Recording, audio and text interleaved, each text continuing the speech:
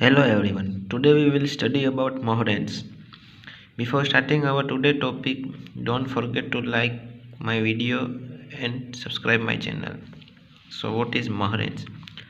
They are long ridges of deposit of glacier till.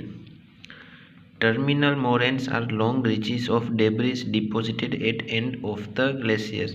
So terminal moraines are long ridges of debris which are deposited at the end of a glaciers are known as terminal moraines.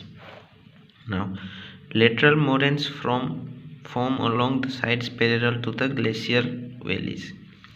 Lateral and terminal moraines may join, forming a horseshoe-shaped ridge. So, how is a horseshoe-shaped ridge? It may be formed by lateral and terminal moraines. These moraines partly or fully owe their origin to glaciofluvial water pushing up material to the side of glaciers. Many valleys glaciers retreating rapidly leave on irregular sheet of till over their valley floors. Such deposits, varying greatly in thickness and in surface topography, are called ground moraines.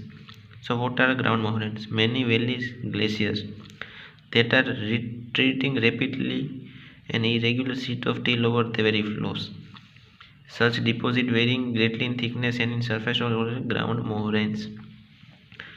Now, the moraines in center of the glacier valley flanked by lateral moraines is called medial moraines.